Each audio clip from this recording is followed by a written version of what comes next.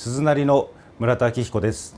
餅チーズ茶碗蒸しを作ります。餅チーズの、茶碗蒸し、具材を入れていきます。これお餅ですね。これはもう極力細かくして2分の1ずつ入れます。はい、でそこにスライスチーズですね、2分の1ずつ入れます。こういった感じの具材になります。茶碗蒸しの生地を作っていきます。生卵ですね。で入れます。で卵をよく溶きます。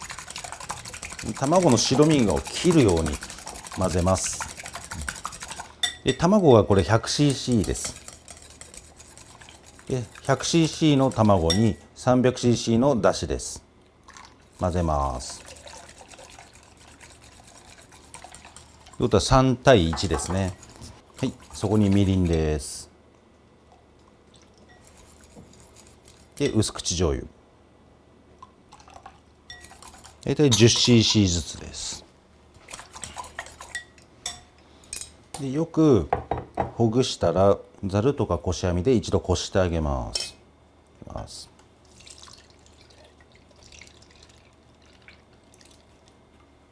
で一度こすことによって残ってる卵の殻とかしっかり混ざってない部分とかがこされますので生地が整います。は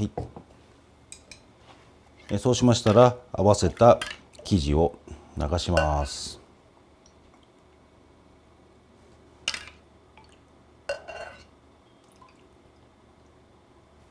だいたい器の8分目ぐらいまで入れてください。そうしましたらラップをします。茶碗蒸しは備え付けの蓋をつけて蒸すよりは、ラップで蒸した方が綺麗に蒸せるはずです。そうしましたら蒸し器に入れて、だいたい12分ぐらい初めの5分は強火で蒸します。で後々の7分は弱火で蓋を少し開けながら蒸します。はい、明太子のあんを作っていきます。鍋の中にだしです。みりんです。ここに薄口醤油です。で火をつけます。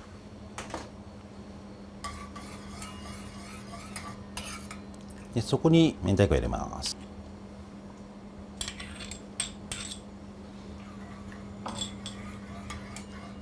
で出汁が温まったらそこに水溶きの、片栗粉を入れていきます。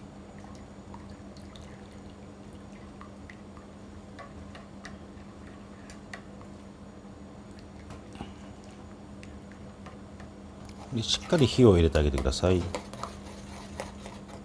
あんの状態はこの程度です。あんの完成です。で12分蒸してこのような状態になります。でラップを外し明太子のあんを上にかけていきます。